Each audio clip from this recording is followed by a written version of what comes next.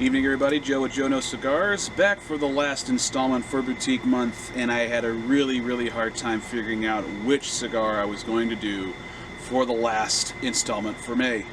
And I finally settled on one, a very new company, but a really awesome cigar company nonetheless. Caldwell Cigars, and their installment, Long Live the King. This is a 6 by 52 inch ring gauge cigar. They call it a ridiculous name. I think they call it a petite double wide short Churchill. It's basically a Toro, and it's got a very nice looking, tightly bound, firm packed cigar wrapper on the top.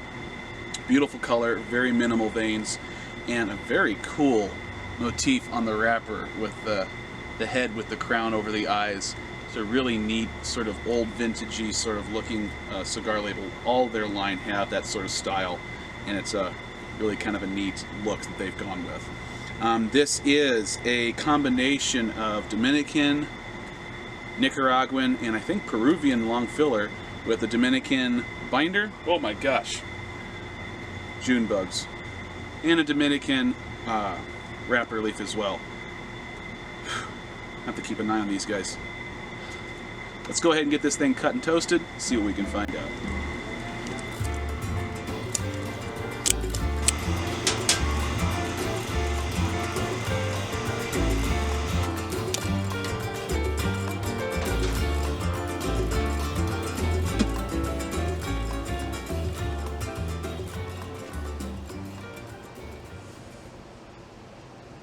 Right away, full-bodied, really good draw, incredible smoke output.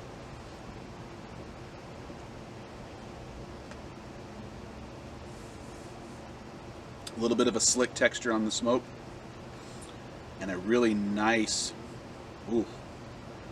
deep, dark cocoa and black pepper sort of flavors. This had a really strong natural tobacco and dark black pepper off the pre-light aroma, and right now it's delivering on that as well. This is listed as an all-out full-bodied cigar, just my type of thing, and we'll see how this goes as we let this thing warm up a little bit. So far I'm liking it a lot. We'll see in a little bit.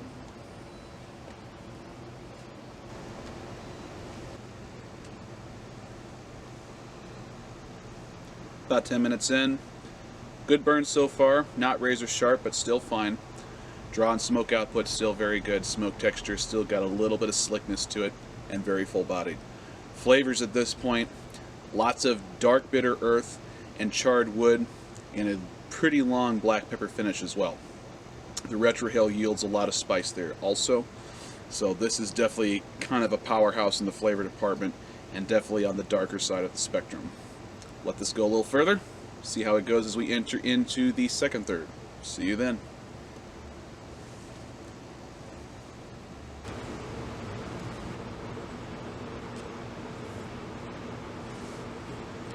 About 25 minutes into the second third now.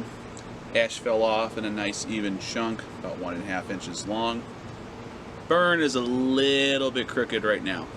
Might have to keep an eye on that. Hopefully I won't need to touch it up. We'll see.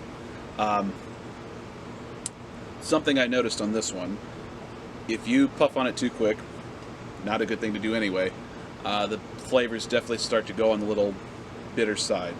Not desirable.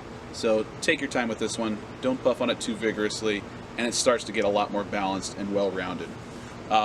When you do it leisurely, like I would recommend for any cigar, the flavors start to take on a little bit more of a bittersweet taste as opposed to just straight bitter, which is kind of pleasant. Still a little bit of cocoa there, but it's subtle. And there's a little bit of nuttiness there also.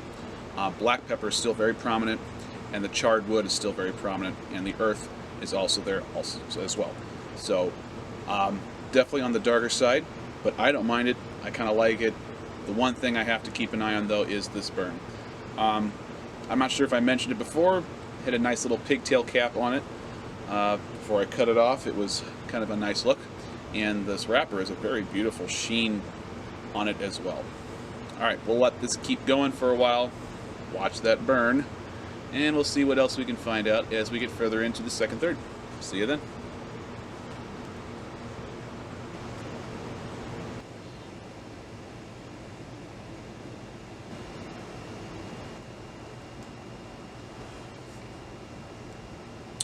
About 35 minutes in, still in the second third. As you saw in the previous clip, ash is freaking flaky. Flavors really haven't changed a whole lot. A little bit more nuttiness now, a little less of the earth so much, and the cocoa has pretty much subsided too. Still got some black pepper, but we have a lot of nuttiness coming through on the draw. The burn has more or less corrected itself. It's not razor sharp, as you could have seen, but I didn't need to burn correct it, which is nice. Anytime you get a cigar that starts canoeing or tunneling a little bit, see what you can do about just kind of going real leisurely on the draws to see if it corrects itself, because oftentimes when a cigar, if it's rolled right and you start getting some burn issues, the best thing to do is to let it cool down a little bit, let it correct itself as much as possible, and use a burn correct as a last resort. Because I don't really like touching up cigars unless I absolutely have to. I think it does affect the flavor if you do it that way. When I see flakiness like this, it's possible that they haven't been in my humidor long enough. I did get these online, and they've only been in the humidor for about 3 weeks, which is usually okay. Sometimes cigars take a little bit more time to readjust and calm down to the proper balance before they can be smoked. So I'd be interested to see how these do, because I still have more of them, after they've been in there for a month or so. More like 2 months might be better. But still enjoying it. Just kind of a funky looking ash at this point. Alright, see how we do as we get further into the final third. See you then.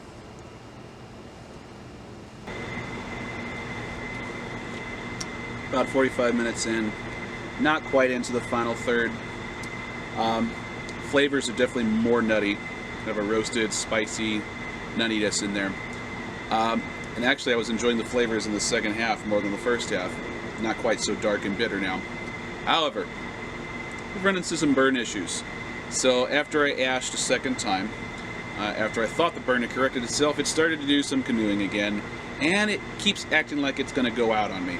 You know, you set it down for just a few seconds, like 20 to 30 seconds, and you go back to start drawing on it, and the smoke is almost not there at all, and you have to really puff on it. Hate it when that happens. Could be a knot in the roll. Could be bad hydration on my part, who knows. So we're going to do a little burn correct. I've had a couple people ask me, please show a burn correct next time you do have to do one, so I'll go ahead and do it. Pretty simple. Much like when you're toasting a cigar, you don't let the cigar touch the flame. You just wanted to get it close enough to the heat to toast it a little bit. As you can see, I'm not really touching the cigar with the flame.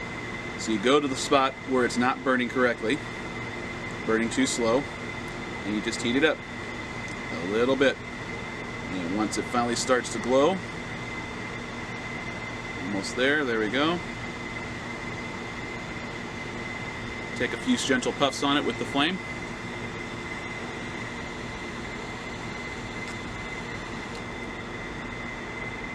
That's basically it. You would treat it much like what you would do when you are toasting a cigar to get it started. You don't want to overheat it, you don't want it to burn the hell out of it. You're just trying to get it warm in the spot where it's not quite burning right. And it should take off the rest of the way. Alright, let this go a little bit further before I give a final score. A little bit of a disappointment with the burn issue here.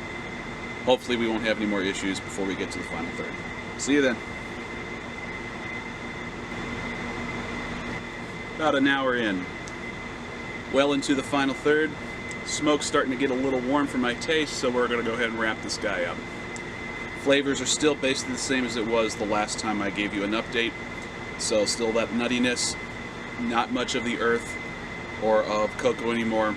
Haven't had that since really the first third.